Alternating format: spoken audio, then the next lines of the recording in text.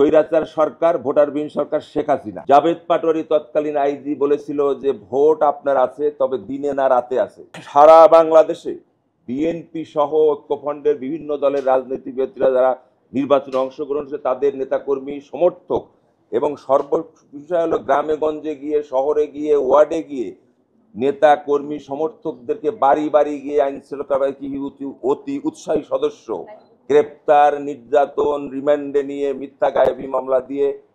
Bundle থাকলে প্রতি সেনমানিতে টাকা বাঁচবে। বিকাশ সেনমানি বান্ডেল কিনে জিতুন প্রতি লেনদেনে।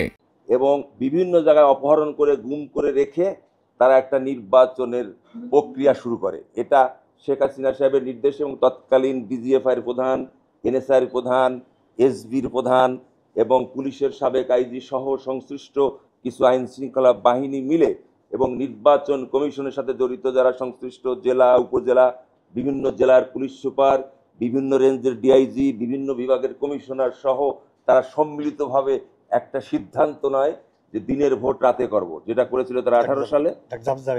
এই কারণেই তারা আপনার জাভেদ পাটোয়ারি যখন শেখ হাসিনার কাছে বক্তব্য দেয় যে আপনার ভোটের সংখ্যা অনুযায়ী জনপ্রিয়তা আপনি শূন্যর কোঠায়, তাহলে কি করা যায়? জাভেদ পাটোয়ারি তৎকালীন আইজি বলেছিল যে ভোট আপনার আছে, তবে দিনে না রাতে আছে। কি করা যায়? যে আপনি নির্বাচন কমিশনকে বলে দেন, নির্বাচন কমিশন যদি আমাদেরকে সহায়তা করে আমরা দিনের ভোট রাত করে। ঠিক জাভেদ পাটোয়ারি সেইটাই করেছিল। তার কারণের জন্য আইজি জাভেদ পাটোয়ারি সৌদি আরবের রাষ্ট্রদূত হিসাবে পুরস্কার হিসাবে উনি দীর্ঘ 5ই আগস্ট 2024 পর্যন্ত উনি দায়িত্ব পালন করেছেন। এরা নিয়ে অর্থ নিয়ে টাকা নিয়ে কেন্দ্রে কেন্দ্রে দিয়ে বিএনপির এজেন্টদেরকে বের করে দিয়ে বিএনপির নেতাকর্মীরা যারা সমর্থক ভোটার, যদিও অনেকে কেন্দ্রে আসতে চাইছিল, তাদেরকে রাস্তায় বাধা দিয়ে আওয়ামী লীগ এবং আওয়ামী লীগের সন্ত্রাসীদের দ্বারা এই শেখ হাসিনার নির্দেশে এই ভোট তারা সম্পন্ন করে। 13 সাল, 14 সাল এবং 24 সালে সর্বশেষ আপনার কাজী আওয়াল সাহেব যেটা করেছিলেন সেটা ড্যামি ভোট।